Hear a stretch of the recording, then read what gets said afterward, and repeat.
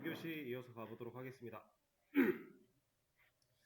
문제 이어서 풀 건데, 자, 입력받은 숫자가 10이라고 할 때 1부터 10 사이에 존재하는 모든 소수를 출력하는 함수를 구현해라. 그래서 이거는 아까 전 상황이랑 다르죠. 방금 전 문제는 소수의 개수를 카운팅하는 문제였다면 이번에는 모든 소수를 그냥 출력하는 함수예요. 달라진 게 뭐밖에 없어요? 소수의 개수를 세는 거냐, 소수를 그냥 출력하는 거냐 차이밖에 없겠네요. 그러면 소수 판별기는 어때요? 똑같이 그대로 필요하겠죠? 가져옵니다. 그리고 나서 이 함수 당연히 만들어줘야 돼요.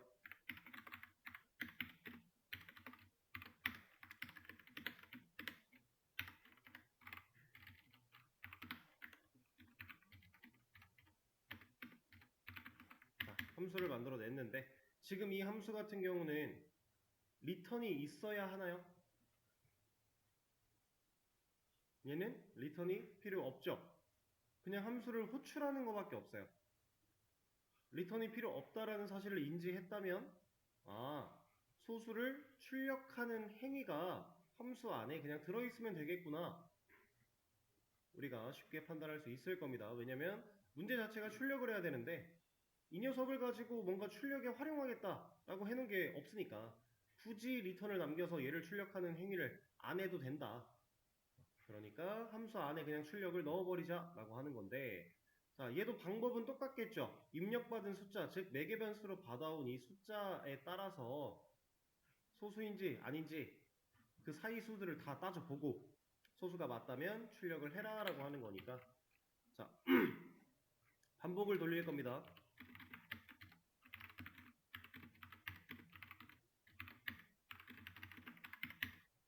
1부터 이 넘까지 숫자들 전부 다 반복에 돌리면서 i로 판단을 할 건데, 이때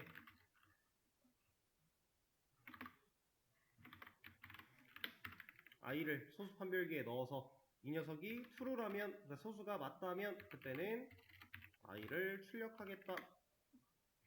그럼 소수가 맞는 그 사이의 수들은 전부 다 출력이 되어 나오겠죠. 1과 10 사이에 있는 소수는 2, 3, 5, 7이래요. 맞죠? 여러분들이 이제 다른 걸 테스트해보고 싶다면 여러분들 스스로 암산이 가능한 범주에 있는 숫자 이런 것들을 추가로 더 넣어보면 돼요. 13을 넣으면 1과 13 사이에 있는 모든 소수는 2, 3, 5, 7 다음에 11, 13까지 나오겠죠? 암산이 가능한 이런 숫자를 또 변경해서 넣어보면서 생각을 해보시면 더 편하게 검사가 가능합니다. 테스트가. 이 문제는 이렇게 처리하시면 되고요.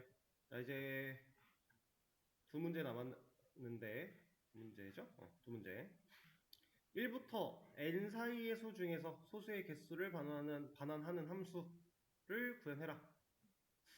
이거는 사실 거의 얘랑 똑같죠?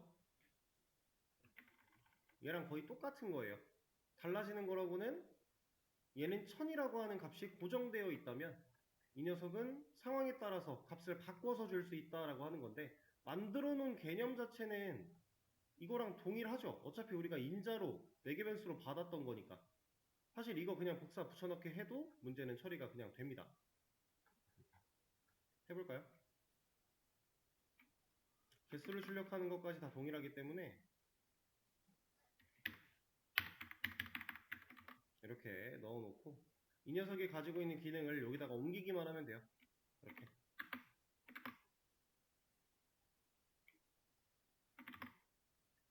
그리고 얘는 쓸모가 없으니까 지워주고요. 그 다음에 num이라고 적혀있던 부분 n으로 지금 이름 바뀌었으니까 이것만 잘 수정해 준다면 진짜 끝났죠? 그리고 사실 이 둘은 필요가 없기도 하고요. 그러면 그냥 우리가 원하는 개수 나옵니다. 실제로 여기 첫 번째 조건이 1000 사이에 존재하는 소수의 개수, 아까 풀었던 문제랑 동일한 값을 가지고 있기 때문에 얘는 별도의 설명을 더 드리지는 않을게요. 아까 이미 한번 설명을 다 드렸던 내용이니까. 네, 코드야. 여기를 보여드리는 게 맞겠죠?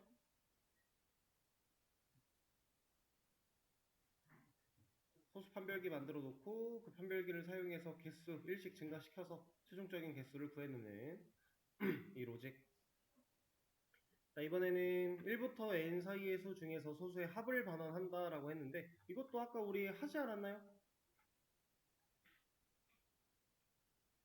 정확히 저걸 하진 않았군요. 그럼 이거는 그냥 지금 다시 만들어서 하겠습니다. 자, 소수 판별기 일단 당연히 필요한 거고요. 얘는 이렇게 닫아 놓으시면 그냥 됩니다. 그리고 나서 1부터 n 사이의 수 중에서 소수의 합을 반환한다. 자, 썸은 필요할 거고 여기서 반복문을 돌리기 위한 초기값 얘는 n까지 돌아가야 될 거고요. 이 와중에 물어봐야죠. isPrimeNumber라는 함수를 통해 지금 증가하고 있는 i의 값이 소수가 맞아? 라는 거 물어봐야 되고 우리가 지금 이거를 안 했네요. 스텝을. 자, 그럼 여기서 isPrimeNumber 소수가 맞아? 라고 하면은 그때는 썸이라는 애한테 현재 i의 값을 더하겠다. 그리고 최종적으로 썸을 남긴다. 그럼 그 썸은 총 합이 될 것이다. 정답을 보면 그냥 나오죠. 사실 소수 판별기 하나만 제대로 만들어 놓으면 그 다음에 이어졌던 문제들은 우리가 그동안 하던 거예요. 개수 세거나 전체를 출력하거나 총 합을 구하거나 그 달라진 거라고는 그때 사용될 소수 판별기 이 녀석을 제대로 만들었는가 그리고 이렇게 만들어낸 소수 판별기를 우리가 적절한 시점에 잘 사용할 수 있는가 이것 빼고는 다 똑같은 문제를 풀었다라고 보시면 됩니다.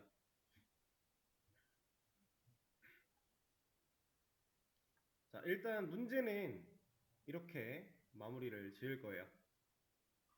자, 지금 문제를 풀어보는 설명을 들으시는 와중에 혹시 질문하실 사항 있을까요? 이거는 왜 이렇게 되는지 모르겠다. 뭐 저거는 왜 저런지 모르겠다. 이런 거 있으실까요? 지금은 괜찮으시더라도 나중에 뭐 질문하고 싶으신 상황이 생기면 언제든지 질문하시고 문제는 이렇게 마무리를 하도록 하겠습니다. 정답도 올려드릴 거고요. 수업 페이지 새로 고침해 보시면 6일차로 문제랑 정답 같이 올라와 있는 거 확인하실 수 있을 거예요.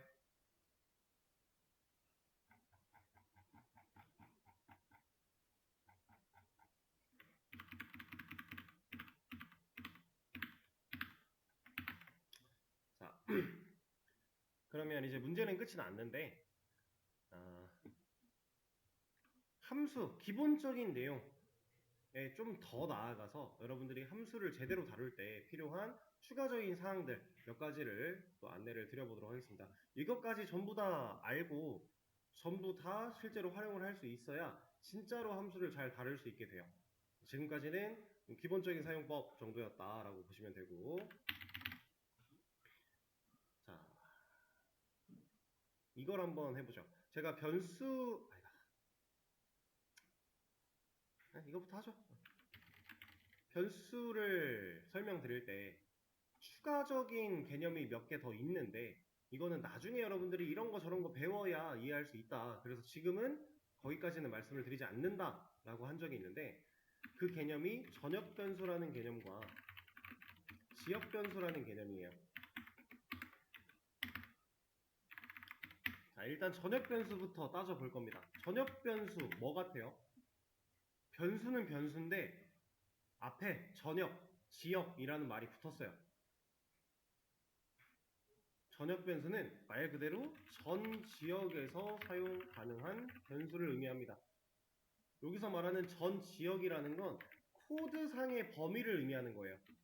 그래서 지역이라는 말을 우리가 범위라고 이제 변경해서 생각을 하시면 돼요.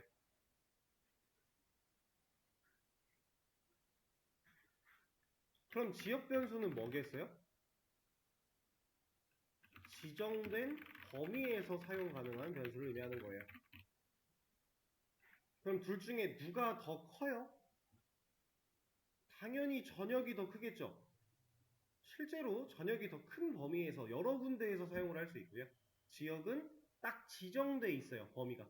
그 안에서만 사용이 가능합니다. 자, 좀 더 이제 설명을 드려볼 건데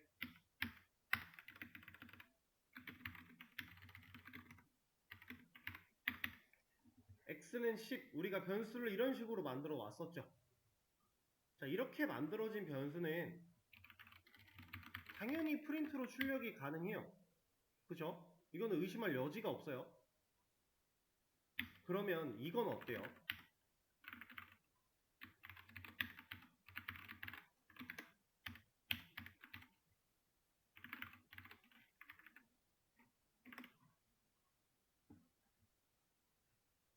제가 추가한 코드는 함수를 하나 만들어냈고요. 그 함수가 하는 일이 x라는 변수가 가진 값을 출력하겠대요. 그리고 그 함수를 호출했으니까 얘가 제대로 호출이 됐고 이 호출된 녀석이 기능을 정상적으로 수행할 수 있다면 얘는 10이라는 값이 나오겠죠. 그렇죠? 자, 이 상황에서 여러분들이 보셔야 되는 건 이겁니다. x라는 10을 가진 이 변수는 10이라는 값을 가지고 있는 이 x라는 변수는 그냥 사용하는 것, 함수 호출에서 그냥 사용하는 것, 그리고 함수의 안쪽에서 사용하는 것, 둘 다 사용이 됩니다. 잘 돼요. 자, 이거 말고도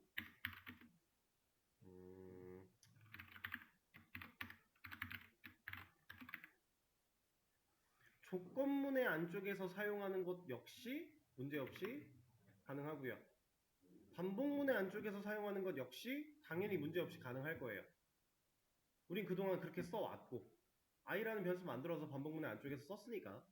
자, 근데 이거는 우리가 지금까지 사용하던 거니까 사실 크게 의심할 여지가 없는데 이제 이 녀석을 살짝 바꿔볼 겁니다.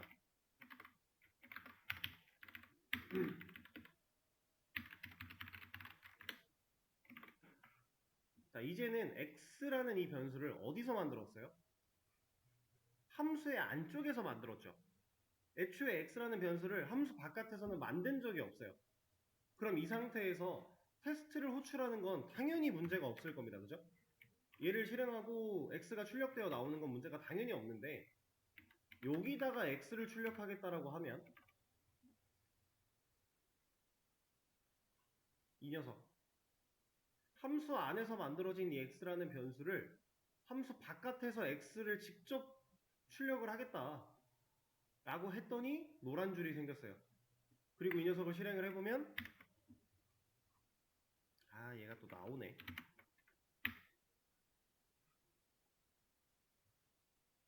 다시 초기화를 한번 진행을 한 다음에 이게 맞습니다. 아까 됐던 거는 그 x를 바깥에다 만들어놨던 기록이 좀 남아가지고 그런 거라 이게 맞아요. 아, 지금 안 되죠. x라는 이름은 정의된 적이 없대요. x 함수 안쪽에서 만들지 않았나? 근데 여기서는 사용이 안 됩니다. x를 아예 인지하지 못해요. 자, 지금 여러분들이 눈으로 보신 이 두 차이가 전역 변수와 지역 변수의 차이예요. 전역 변수는요,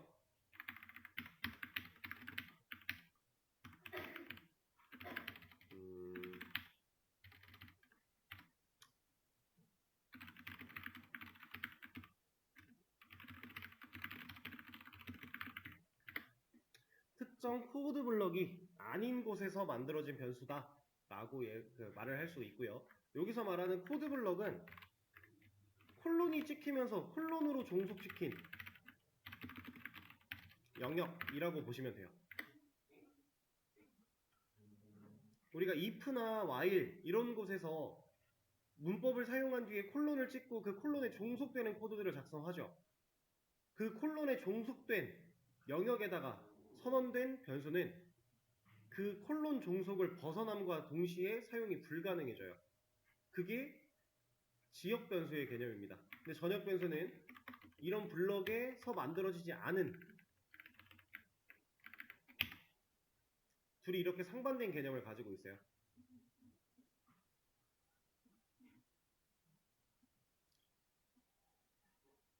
코드 블럭에서 만들어졌다. 특정 코드 블럭에서 만들어졌다면 그 특정 코드 블럭 내에서만 사용이 되는 거고 그 코드 블럭에서 만들어지지 않고 그 외부 바깥에서 만들어졌다. 그러면 그 바깥에서 만들어진 녀석은 어디서든 다 쓸 수가 있는 전역 변수가 되는 거다. 자, 이거는 함수가 아니어도 조건문 같은 거여도 우리가 쉽게 예상을 할 수 있는데,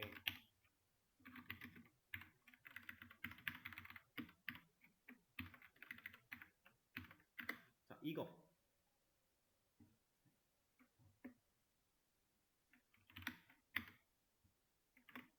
지금 조건문을 하나 만들어냈고요. 조건이 true니까 x는 x라는 변수 만들어서 10이라는 값을 넣어주는 이 행위는 당연히 하는 거예요. 그죠?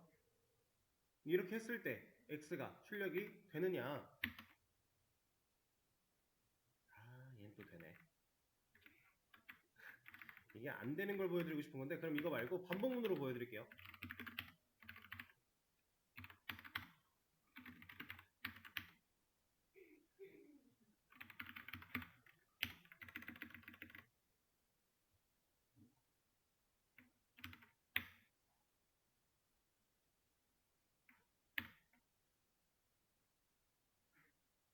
얘도 되는구나. 에이, 얘도 안 된다라고 보는 게 맞는데, 아, 이게 참 파이썬 버전이랑 이런 온라인 툴 특성상 안 되는 걸 좀 되게끔 보여주는 경우들이 꽤나 있어요. 출력으로는. 그런 문제 때문에 지금 나타나는 거고, 이거 원래 안 되는 겁니다. 그러면 적절한 예시는 함수밖에 없겠네요. 이걸로 그냥 보여드리는 게. 근데 사실 의미 자체도 이게 당연히 맞는 말이긴 하지만 좀 더 사전적 정의를 가지고 얘기를 해보면 함수 외부에서 만들어진 변수가 전역 변수가 맞고요. 함수 내부에서 만들어진 변수가 지역 변수가 맞습니다.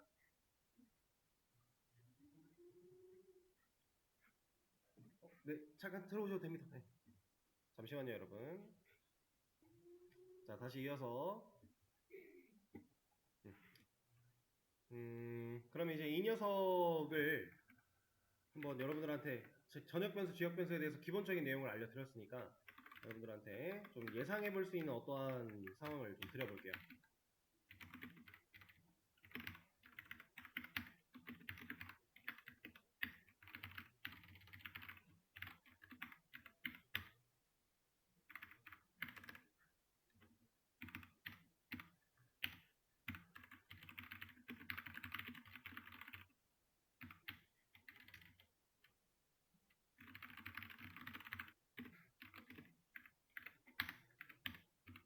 이것도 그냥 이렇게 보여드리죠.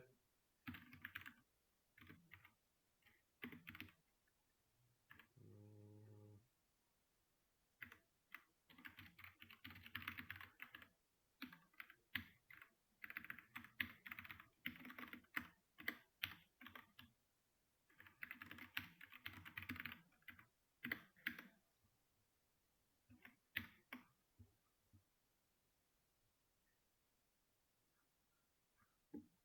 자, 잠시만요.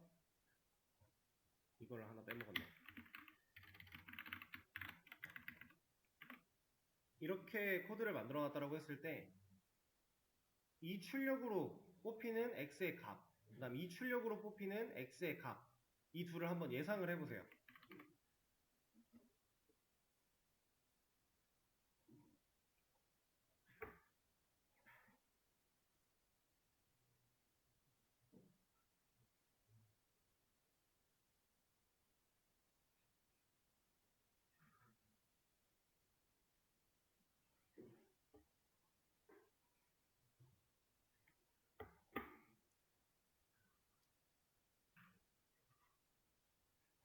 자, x는 일단 10이 되어 있고요. 함수를 호출하면서 x의 값이 20으로 바뀝니다. 그쵸? 그리고 프린트를 해요. 이 출력은 이 한 문장과 이 값을 그냥 이어붙여서 출력한다라는 느낌으로 보시면 돼요. 결국은 중요한 건 이 x가 가진 값입니다. 구별을 좀 짓기 위해서 이렇게 나눠 놓은 거고, 여기서는 x가 몇 나오겠어요? 20이겠죠. 이거는 뭐 의심할 여지가 없죠. 20으로 바뀐 다음에 출력하겠다 한 거니까, 그죠? 그러면 테스트라고 하는 함수가 호출된 시점에 이미 x는 20으로 바뀌었고 x를 출력했을 때 20까지 나와요. 그 뒤에 테스트 함수 호출한 뒤에 x의 값을 한 번 더 출력을 합니다. 여기서 얘가 20이냐 10이냐예요. 얘는 몇이에요? 얘는 10이겠죠. 왜? x의 값이 20으로 바뀐 건 지역 변수에 해당하는 내용이지 전역 변수에 해당하는 내용이 아니니까 어차피 지금 이 x를 출력하겠다라고 하는 얘는 이 안쪽에서 함수 내부에서 무슨 일이 일어났는지 알 수가 없으니까 그래서 처음에 만들어졌던 전역 변수 x의 값만 사용이 가능하다. 그래서 실제로 이렇게 외부에서 호출하면 10이 나옵니다. 함수가 호출이 됐으니까 x 값이 바뀌었겠지. 그러면 얘는 x는 20이겠지 라고 생각을 했다면 이제 올바르게 수정해서 생각을 해주셔야 된다라는 거예요. 자, 여기까지 일단 이해되실까요? 자, 그러면 조금 더 심도 있게 들어가 보겠습니다. 여기서 20으로 값을 넣어준 이 x는 얘는 얘랑 같은 녀석일까요?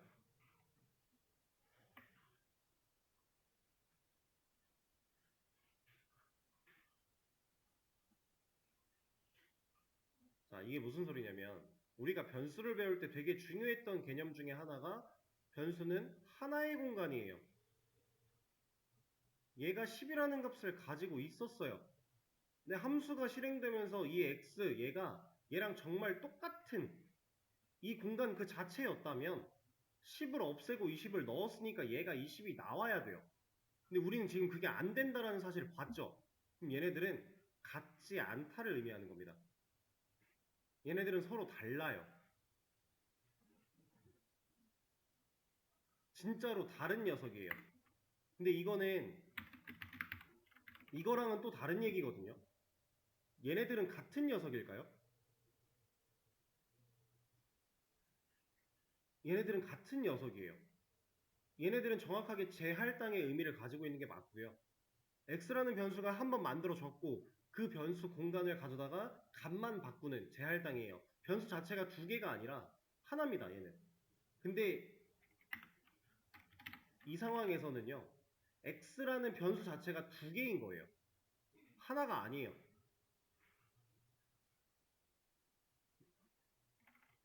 이걸 잘 생각을 하셔야 돼요. 파이썬 같은 경우는 이거를 코드상에서 명확하게 차이를 나타낼 수가 없어요. 코드를 적는 순간에는 우리가 개념으로 이해하고 그걸 이해를 하면서 써야 돼요.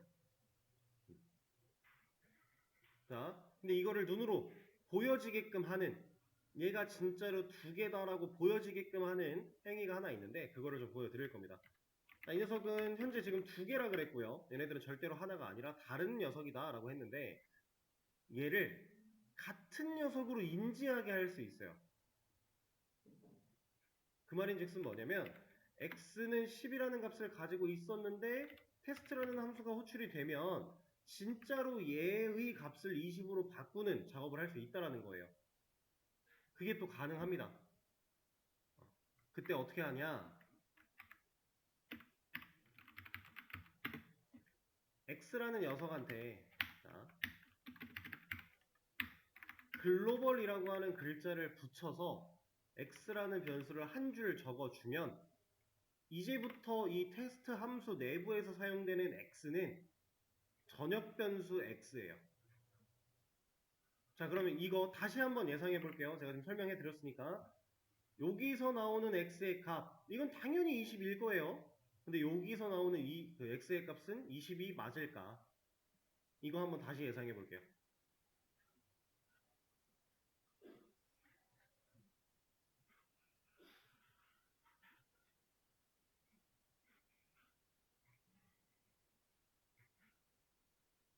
얘는 20이 나온다라고 하는 겁니다. 진짜로 전역 변수에 접근을 했고 그 전역 변수가 가지고 있는 하나의 공간에 값을 덮어 씌운 거니까 얘도 값이 제대로 바뀌었다라고 하는 거예요. 그러면 테스트라고 하는 함수를 더 늦게 호출한다라고 하면 어떻게 되겠어요? 외부에서의 출력이 먼저고 그 다음에 테스트를 호출하겠대요. 이러면 여기서는 10이겠죠. 아직 이거 하기 전이니까. 테스트 호출되기 전이니까 이건 아직 일을 안 했어요. 만들어서 대기만 하고 있어요. 그러던 중에 호출했으니까 10이고 여기서는 20이 나오고. 이해되실까요? 자, 이 글로벌이라고 하는 글자를 변수 앞에 넣어주냐 안 넣어주냐에 따라 이 함수 내부에서 쓰는 이 변수가 전역 변수인지 지역 변수인지를 지칭할 수 있는 거예요. 얘는 의미가 글로벌, 애초에 전역이죠? 전 세계입니다. 이 녀석이 가지고 있는 의미가 테스트라고 하는 이 함수 내부에서 이걸 선언을 해버리면 전역 변수 x를 이 안쪽에서 쓸 거야 라는 의미니까 이렇게 한번 명시를 해주고 나서 우리가 사용을 해줘야 됩니다. 이게 없으면 어떻게 된다? 이 한 줄의 코드가 없으면 얘는 더 이상 전역 변수를 바라보는 게 아니라 그냥 테스트라는 함수 안쪽에서 새로운 지역 변수 x를 만들어낸 거다. 이해되실까요? 이런 개념이 있어요. 전역 변수와 지역 변수. 그래서 코드를 작성할 때 내가 지금 만들어낸 변수가 전역인지 지역인지 잘 판단을 하고 사용을 하셔야 됩니다. 그래서 여러분들이 한 번쯤 검색해 보시면 좋은 또 키워드 하나를 드릴 건데 변수의 스코프라고 검색을 해보시면 좋아요. 파이썬 변수의 스코프. 스코프라는 게 쉽게 말하면은 사용할 수 있는 범위를 의미한다라고 보시면 돼요.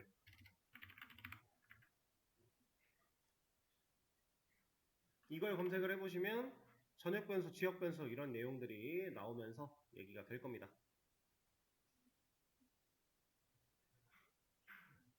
그리고 이거를 뭐 생명주기, 라이프 사이클 이런 식으로 표현을 하기도 하고요.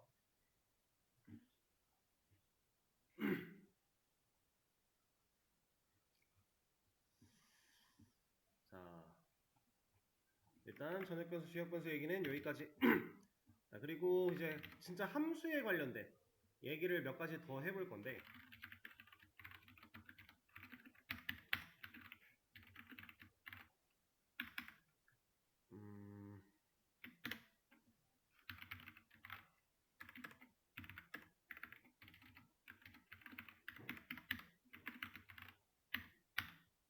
자, 제가 지금 뭐 했어요?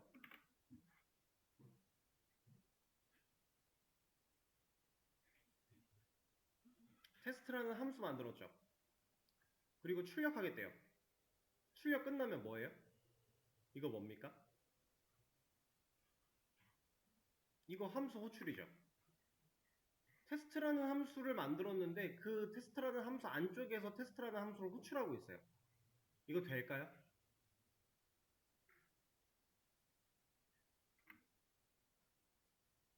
이거 가능할까요? 자, 한번 가능할지 안 가능할지 생각을 해보시고 제가 약간 바꿔서 하나 더 보여드릴게요.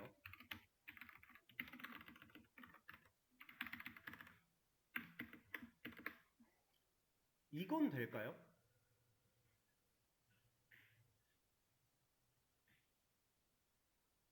된다면 어떤 결과가 나올까요?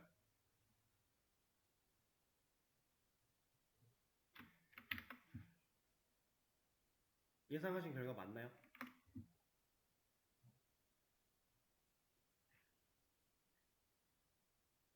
맞을까요? 자, 얘가 지금 저는 함수 호출은 한 번밖에 안 했어요. 근데 출력 결과 2개 나왔죠. 심지어 테스트 한 번, 테스트 1 한 번 나왔어요. 자, 순서를 말씀드릴게요. 테스트라고 하는 함수가 호출이 되면 얘를 하는 거예요. 그죠? 얘가 갖고 있는 코드를 합니다. 그럼 프린트를 먼저 해야 돼요. 그래서 테스트가 먼저 나왔어요. 그리고 나서 테스트1이라는 함수를 호출하죠. 얘가 실제로 이 녀석을 호출을 한 겁니다. 그럼 얘가 가지고 있는 능력, 이 테스트1이라는 출력 해야죠. 그러니까 테스트1도 출력이 되어 나온 거예요. 이렇게 생각하실 수도 있어요. 테스트 함수가 만들어지는 시점에는 얘가 없지 않나? 코드가 위에서 아래로 갈 텐데 얘가 만들어질 때 얘가 없는데 어떻게 이게 됐지? 라고 생각하실 수도 있어요. 그쵸? 제가 지금 말한 대로 이론이 그렇다면 얘가 위로 올라가는 게 맞아요. 이렇게 돼야 순서상 의미가 없어요. 근데 사실 이렇게 안 해도 결과는 잘 나왔잖아요. 지금 결과가 달라지지 않죠? 자, 일단 여기서 아셔야 되는 거 하나, 첫 번째, 함수 내부에서는 다른 함수 호출 가능하다. 실제로 근데 이거는 좀 전에 소수 판별기 가지고서 우리가 문제 풀 때 서로 다른 함수에서 함수를 호출하는 거 문제 없었죠. isPrime number라고 하는 소수 판별기를 만들어 놓고 그 다른 함수에서 그 녀석을 호출해다가 사용을 했잖아요. 문제 전혀 없어요. 당연히 되는 거예요. 근데 순서가 달랐는데 왜 이게 순서가 이렇게 됐는데 왜 되지? 자, 함수는 만들어지는 시점에는 실행이 된다고 했어요? 안 된다 그랬어요? 만들어졌을 때는 실행을 안 하죠. 그냥 그대로 대기예요, 대기. 그러면 이렇게 호출을 해야만 얘가 실제로 실행이 되겠죠. 그렇죠? 호출을 하기 전에는 실행을 안 하니까 문제가 없어요. 근데 호출을 한 시점에는 얘도 있네요. 상황 이해되실까요? 만약에 이 녀석이 이렇게 내려간다면 이건 어때요? 안 돼야지 정상 같죠?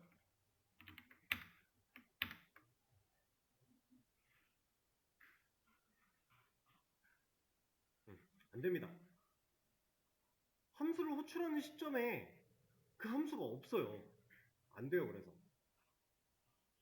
근데 얘는 됐단 말이에요.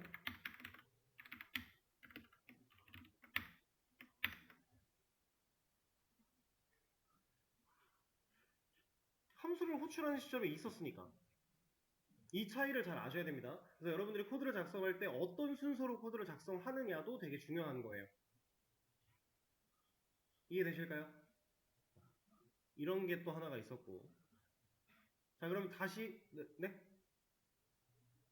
질문하시려는 게 아니었나? 다시 아까 전 상황으로 돌아가서 이거는 이제 상황을 명확히 말씀을 드렸으니까 아까 상황으로 돌아가서 서로 다른 함수가 아니라 나 자신이에요. 그러면 함수가 호출되는 시점에 얘는 있어요, 없어요? 테스트라는 함수 있습니까, 없습니까? 호출되는 시점에 있죠? 있죠? 그러면 문제가 없겠네요. 그래서 이건 무한 루프에 빠져요. 왜냐면 테스트를 호출을 하면 얘를 할 건데 테스트 출력하고 나서 또 자기를 호출한대요. 그러면 이 녀석을 또 해야 돼요. 그럼 한 번 더 프린트, 그다음 또 호출, 프린트, 호출, 프린트, 호출. 무한 루프에 빠집니다. 그래서 얘는 이제 보통 가만히 두면은 스택 오버플로우 뭐 이런 에러가 발생을 하기도 하고 여러 가지 문제가 나오게 되는데, 자, 이게 이렇게 문제가 있을 거면 왜 가능하게 했어요?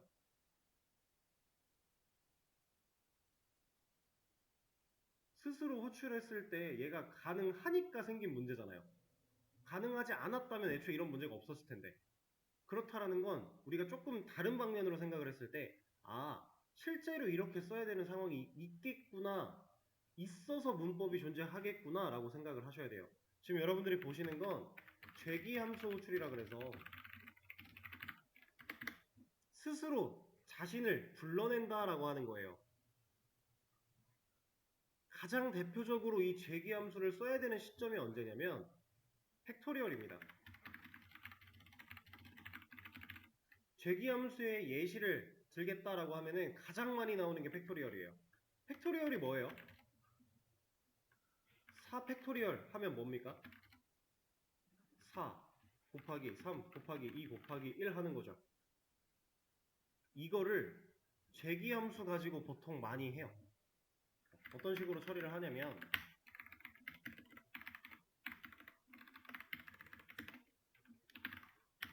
그냥 이름을 이렇게 간단하게 좀 지었다라고 하고요. 인자를 하나 받겠습니다. 여기서 4 팩토리얼을 하고 싶다 라고 하면은 여기다가 이렇게 합시다. 자, 이제 여기 안에서 팩토리얼 로직을 구현하기만 하면 되거든요.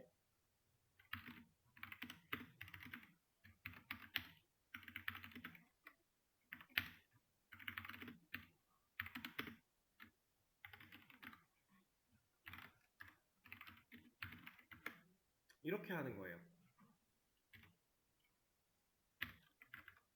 이러면 우리가 팩토리얼을 구할 수 있어요. 자, 코드를 볼게요.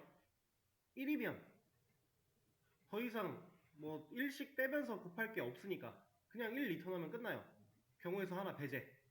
1인 경우 배제. 그리고 나면 내가 지금 인자로 받아온 넘 곱하기 팩토리얼을 호출할 건데 내가 지금 받아온 숫자 마이너스 1을 가지고 팩토리얼을 호출하겠대요. 그러면 이 결과가 나오려면 이만큼의 로직을 해야죠. 그렇죠? 그러면 이 결과를 남기기 위해 이만큼을 했을 때 이 리턴을 하기 위해선 팩토리얼을 한 번 또 하겠네요. 숫자가 크면 또 하고 또 하고 또 하고 또 하고. 그래서 최종적으로 리턴을 남기고 그러면 이 자리에 곱하기 연산이 쌓인다. 이게 재기함수 호출을 사용하는 이유입니다. 중요한 사항은 이거예요. 재기함수 호출 같은 경우는 그냥 무지성으로 호출했을 때 무한 루프에 빠질 수밖에 없기 때문에 명확한 탈출구가 필요하다. 지금 현재 이 팩토리얼에서는 이 함수에서는 탈출구가 뭐예요? 네? 네, 그쵸. 얘가 탈출구예요. 이 녀석이 탈출구입니다. 왜냐면 이렇게 줄어들다 보면 언젠가는 이 넘이라는 숫자에서 마이너스 1씩 계속 하다 보면 1이 되는 시점이 올 거니까 그때는 1 리턴하고 끝날 거니까 더 이상 팩토리얼을 또 호출하지 않을 거니까 얘가 탈출구가 되는 겁니다. 그러니까 우리가 무한 루프를 만들어 놓고 조건을 걸어서 브레이크를 거는 것 마냥 얘도 그런 느낌으로 탈출구 역할을 수행을 하는 거고 실제로 팩토리얼을 구하는 연산은 이 연산이 쌓이면서 처리가 될 것이다. 이해되실까요? 이게 재기함수 호출이라는 개념이에요.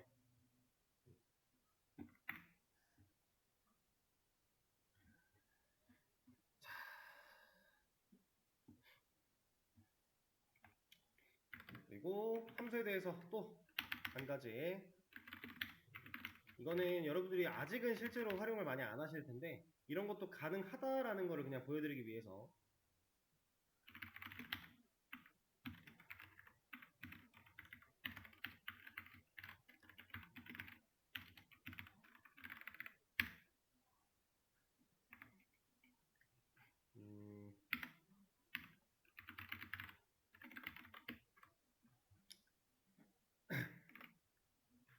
자, 함수를 하나 만들어냈는데 인자 2개 들어가 있고요. 4개변수 2개 있어서 문제 없고요. 리턴 존재하니까 이 자리에 결국 어떤 결과 남길 거고 그거 프린트 하겠대요. 여기까지 문제 없어요. 근데 지금 보시면 우리가 그동안 사용하는 거랑 다르게 리턴을 2개를 하죠. 우린 그동안 리턴 하나만 했었어요. 리턴으로 전해주는 남기는 값이 반환 값이 하나였는데 이번에는 2개를 리턴하고 있습니다. 자, 이렇게 2개를 리턴을 하면 이 자리에는 뭐가 남을까요? 이 2개가 제대로 남을까요? 제대로 남는다면 10이라는 값과 ASD라는 문자라는 값이 둘 다 어떻게든지 남아 있어야겠죠. 잘 남습니다. 근데 이 형태는 이제 여러분들 나중에 배우시게 될 튜플이라고 하는 객체 형태인데 리턴을 하나만 해야 된다. 그러니까 한 번의 리턴이 중요한 거지 리턴하는 값이 반환값이 하나여야 된다라는 조건은 없는 거예요. 여러 개를 리턴할 수 있다는 얘기입니다. 근데 이거는 파이썬만 돼요. 자, 그리고 이렇게 받아낸 값을 튜플의 형태로 이렇게 두면 여러분들 아직 튜플을 모르니까 여러 개를 반환했을 때 쓰기 값을 사용하기가 힘들어요. 그래서 얘를 어떻게 처리를 할 거냐면 파이썬에는 또 변수를 만들어낼 때 이런 게 되거든요.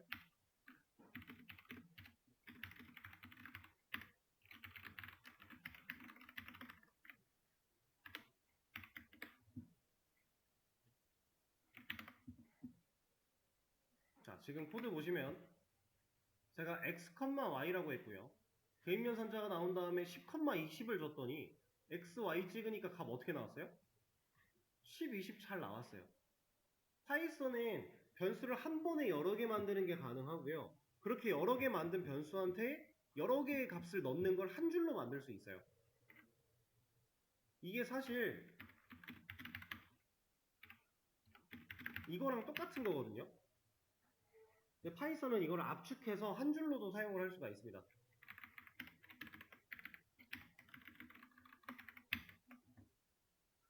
이거는 문제가 생겨요. 공간이 두 개, 변수가 두 개인데 내가 넣을 값이 하나밖에 없어 라고 해서 이거는 문제가 생깁니다. 같은 값을 넣는 것까지는 괜찮은데 어쨌든 개수가 맞아야 돼요. 이렇게 한 번에 값을 주는 게 가능한데, 이런 게 원래 가능한 건데, 지금 이 테스트라고 하는 함수로 호출한 결과는 애초에 값을 몇 개 가지고 있어요? 얘를 호출하면 두 개 가지고 있죠. 그러니까 우리가 변수 두 개를 만들어서 얘가 가지고 있는 이 값들을 넣을게 라고 하면은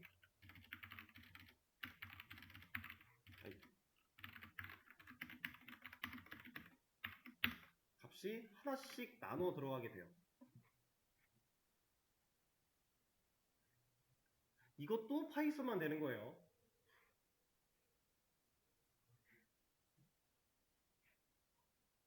이런 것도 사용이 가능하다.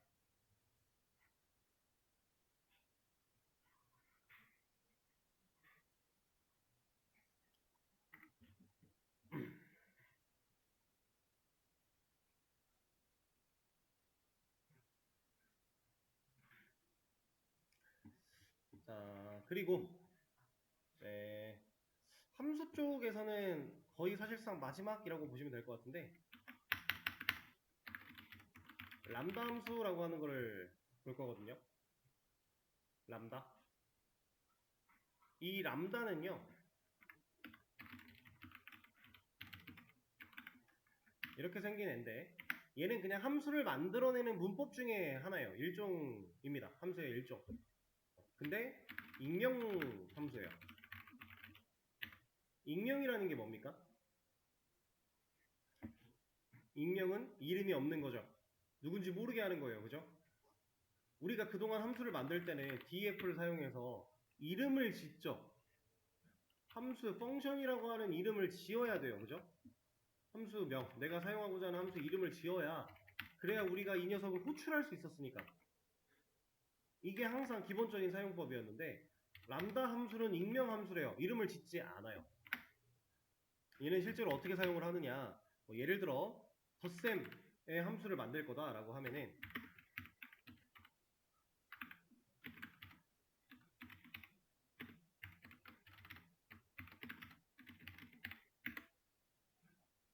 이렇게 만듭니다.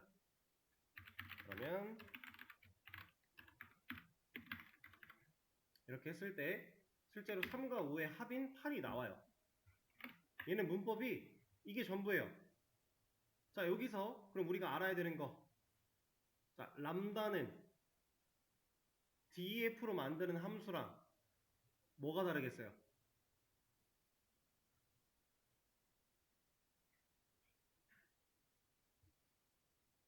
뭐가 다릅니까? 이 함수 자체를 재홀출할 수가 없어요. 지금 우리는 이 함수를, 이 결과를 여기다가 넣었을 뿐인 거지. 그죠? 이렇게만 써놓고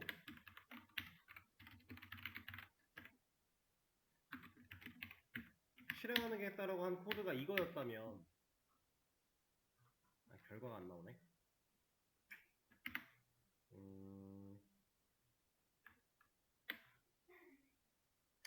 참. 오케이. 그러면 차라리 이게 낫겠다. 눈으로 보기에는. 이래도 안 나오네. 에잇. 얘는 이제 명확하게 이름을 가지고 있는 녀석이 아니다 보니까 이거 자체를 재호출하는 거는 이제 불가능하고 변수에 넣는 과정을 통해서만 호출이 가능한데, 자, 그것도 그거지만, 자, 여기 문법상 써 있는 걸 보면 여기는 매개 변수고요. 람다 뒤에 오는 얘네들이 매개 변수 역할을 하는 거고, 콜론을 시킨 다음에 오는 얘가 실제로 이 함수 안에서 실행될 기능이에요.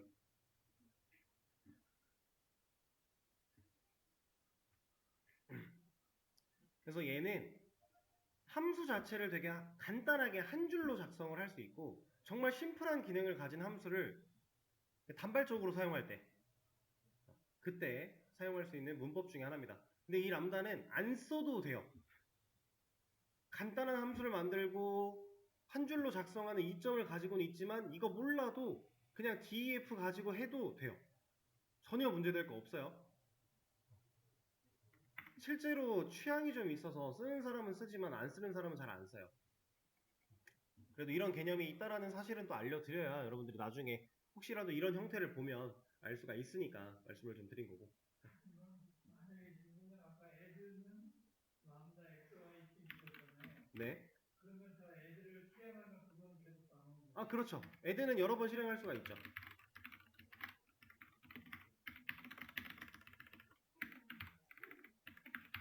이러면 이제 실행할 때마다 합은 다 구할 수 있죠.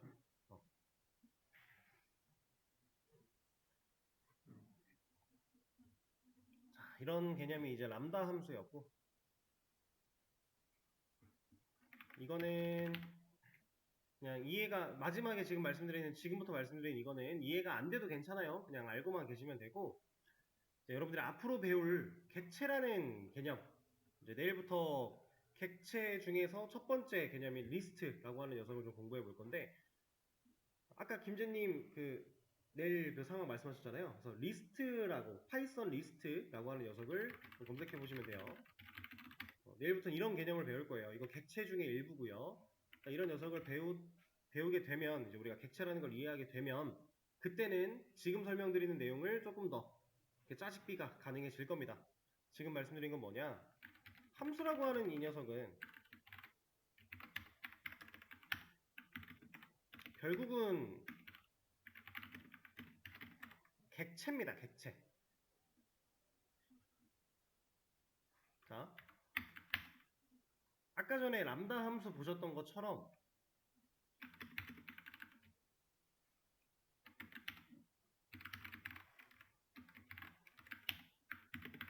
이런 게 가능해요. 람다 함수만 변수에 저장하는 게 되는 게 아니라 애초에 이런 def 함수도 변수에 저장을 할 수가 있어요. 그리고 이 변수를 함수 호출하듯이 인자를 넘겨서 실행시키면 이게 됩니다. 대신에 여기는 이 add라고 하는 이 녀석을 x에 저장할 때 불러낸 이 add는 함수를 호출해서 결과를 받겠다라고 하는 게 아니라 함수 자체를 저장하겠다라고 하는 거니까 이름만 넣는 거예요. 소괄호가 없다는 얘기죠. 여기 소괄호가 있으면 안 돼요. 있어도 나오긴 안 나오네. 잘 안 나오네요. 애초에 이렇게 들어가면은 인자가 없는 상태에서의 애들을 하겠다라고 하는 거니까 여기다가 인자를 넣어버리면 x는 애초에 그냥 값을 가지는 거지 함수를 가진 게 아니잖아요. 개념이. 여긴 리턴이니까 그죠? 그래서 함수 자체를 변수에 저장할 때는 이렇게 소괄호가 없이 저장을 하셔야 됩니다. 그래서 함수는 이제 객체다라고 보시면 돼요. 일종의 변수에 저장하는 거 가능하고요. 다른 함수의 인자로 넘기는 것도 가능하고요. 그 다음에 반환값으로 그냥 사용하는 것도 가능하고요. 이런 개념. 이거는 이제 객체라는 개념을 좀 더 아셔야 좀 쉽게 이해를 할 수 있는 부분이기도 하지만 그냥 말씀을 좀 드렸습니다. 자, 여러분들은 지금 이틀에 걸쳐서 저번 주 금요일부터 오늘까지 이틀에 걸쳐서 파이썬의 함수라는 개념에 대해서 공부를 하셨고 내일부터는 이제 객체를 들어가게 될 건데 자, 이건 녹화를 좀 멈추고 말씀을 드릴게요.